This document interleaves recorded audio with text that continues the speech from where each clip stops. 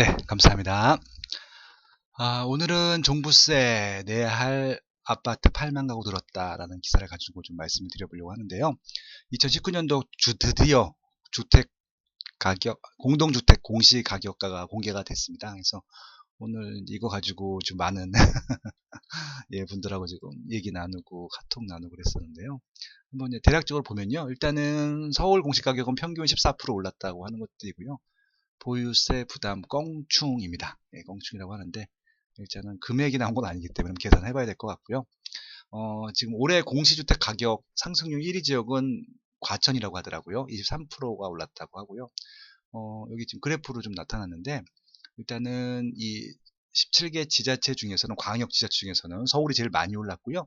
2등이 이제 광주, 대구 순이고 그리고 이제 전남, 뭐 대전, 세종도 오르고 경기도 좀 오르고 전국은 아무튼 평균이 5.32% 올랐습니다. 근데 재밌는 것은 인천 같은 수도권인데 인천은 빠졌고요. 강원도 야 조정되고 있고 경북, 전북, 충남 조정되고 있고요. 예, 지금 경남, 부산, 제주 조정되고 있고 울산이 좀 이제 심각합니다. 네, 지금 예, 울산 갭 투자 들어가셨던 분도 있다고 하는데 예, 좀 조심하셔야겠죠. 네, 네, 아무튼 그렇고요. 지금 과천이 제일 많이 올랐다고 합니다. 23.4%고요. 또 용산구, 동작구, 분당구, 이제 광주 남구 등인데 아무튼 많이 오른 지역들하고 지금 또 이제 그 12억 넘는 아파트를 정조중했다는 것들, 그러니까 마용성, 그러니까 이제 과거에는 아마 마용성이 9억 원 이하였을 텐데 최근에 많이 올라서 12억이 넘는 아파트들이 많이 출연했다라고 하는 것들이니다. 강남 3구보다 더 올랐다고 하는 것은 그 비율이 상승 비율이 높았다고 하는 것들이고요. 그리고 시세가 12억 원 초과하는 아파트에 집중됐다라고 하는 것들이기 때문에 이것들은 좀 시세가 낮은 지역들보다는 높은 지역이 더 많이 올랐다고 하는 겁니다. 이거는 그냥 실제 시장이 그렇게 됐다는 것들을 반영한 것이기 때문에 요런 시세들이 많이 등장을 했구나 새로 예, 그렇게 이해를 하시면 될 것 같아요. 네, 그래서 이것들은 기사, 원래 이제 보도 자료를 갖고 기사를 한 것이기 때문에 참고적으로 이제 주요 내용만 파악을 하시고, 본 내용들은요, 직접 그 국토교통부 자료, 보도 자료를 다운받으시면 좋을 것 같습니다. 이건 제가 블로그에도 한번 공유를 해드릴게요. 그래서, 쭉 보시면 좋을 것 같고요. 지금 고가 공동주택 사례로 해서 몇 가지 변동률 높은 것들을 보여주었어요. 그래서 강남구 소수동에 있는 아파트 같은 경우가 지금 23% 올랐다. 반포동에 있는 것들이 24% 올랐다. 장지동이 25% 올랐다. 한강로 2가가 28억 올랐다.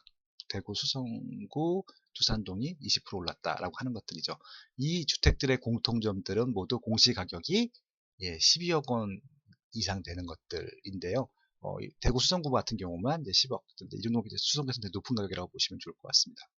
그리고 이제 이건 고가 주택들은 많이 올랐다고 하는 것들인데 12억 원 이제 이하의 이제 중저가 주택 같은 경우는 변동률이 오르거나 내리거나 합니다. 그렇죠? 그래서 이게 아까 말씀드린 대로 이 공동주택 가격이 빠진 지역들도 있어요. 그런 지역들은 변동을 마이너스로 해줬다는 것들이고요. 뭐 이게 동안구 호계동 같은 경우는 이제 평천 신도시 근처에 있는 것들, 도봉구 창동 같은 경우는 아마 물가 인상률만큼 올랐다라고 보시면 좋을 것 같습니다. 기타 등등 지역이 있는데요. 제가 보고 싶은 부분들은 뭐냐면요. 참고로 보시고요. 여기 지금 오른 이유들에 대해서 좀 설명해 놓은 부분들이 있습니다. 이런 부분들이 되게 재밌어요. 그러니까 이제 제일 많이 올랐다고 하는 지역들부터 한번 보겠습니다. 제일 많이 온 적이 서울이었잖아요. 서울이 1등이죠. 서울 같은 경우는 재건축 재개발 사업, 신규 아파트 수요 증가, 분양시장 활성화 등입니다. 결국은 다 새 아파트나 새 아파트 될 것들만 올랐다는 것들이고요. 기존 아파트, 기존 주택들은 안 올랐다는 것들입니다. 그리고 이제 부산 같은 경우가 마이너스가 크다라고 했고 울산도 마이너스 크다고 했는데요. 부산과 일단은 이제 울산만 좀 볼게요. 공급 물량 증가 부산 같은 경우 했고요. 그동안 이제 9년 동안 사실적이 좋았기 때문에 구매력이 감소했다라고 하는 겁니다. 수요가 한계가 있다는 것들이죠. 그리고 이제 제일 많이 빠진 울산 같은 경우는 지역 경기 침체, 뭐 현대중공업, 조선이라든지 기타 중공업지 침체했다는 것들이고요. 인구가 감소되고 있고 구매력이 감소되고 있다는 것들입니다. 근데 여기서 재밌는 것들은 뭐냐면요. 구매력 감소라는 게 뭘까요? 그 지역에 사는 사람들이 월급이 줄어든 걸까요? 아닐 거예요. 아마 월급은 늘었을 텐데 그냥 이 주택을 구매하고 싶은 심리가 줄어들었다고 보시면 좋을 것 같아요. 울산 같은 경우는 인구가 감소하고 있는데 이건 울산만 인구 감소하는 게 아니거든요. 그러니까 이제 이것들은 단순히 이런 문구 갖고 평가하시면 안 될 것 같고요.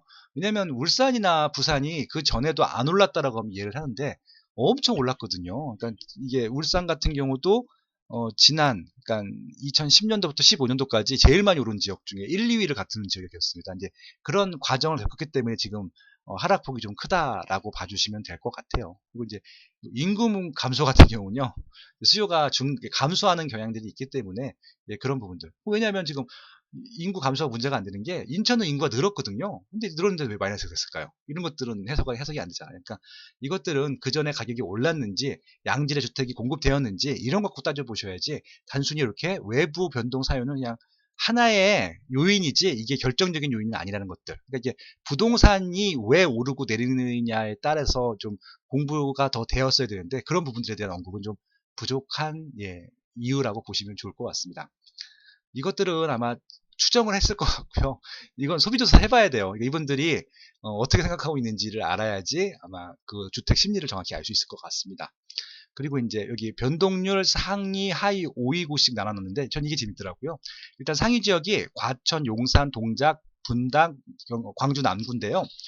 관천시 같은 경우는 재건축 아파트. 그러니까 과천시에 12개 재건축 단지가 있는데 이미 지금 3개는 입주를 했고 나머지 9개는 지금 공사를 하거나 추진을 하고 있잖아요. 그런 부분들 때문에 기대감이 있고요. 그리고 과천 같은 경우는 최근에 전세가가 많이 올랐잖아요. 그러니까 이제 일로 이사를 많이 왔죠. 이 가련동 지식정보 타운에 이제 거의 9,000세대 가까이 분양을 할 텐데 1년 거주를 해야지 이제 1순위를 주잖아요. 그러니까 당해. 그래서 이제 그것들 때문에 작년부터 많이 이주를 했습니다. 그래서 전세가가 단기간에 올랐죠. 전세 이제 수요는 많은데 물량이 한정돼 있다 보니까 그런 부분들이 있고요. 용산 같은 경우는 재건축, 재개발 등 정비 사업, 개발 사업 추진 기대감인데요. 실질적으로 그 재개발 같은 경우는 한남 뉴타운인데 한남 뉴타운에 아파트가 없어요. 근데 이건 그냥 그 이쪽에는 아파트 시세가 올라갈 만한 아파트가 없었다는 것들이고요. 지금 이제 동부이천동에 아파트가 많잖아요. 이제 그런 부분들이 있죠. 재건축 같은 경우는 한강맨션이라든지 뭐 신동아 아파트라든지 뭐 이태원동에 있는 청아 아파트라든지 이런 것들이 좀 올랐기 때문에 그런 것들이 반영됐다고 보시면 되는 것들이지.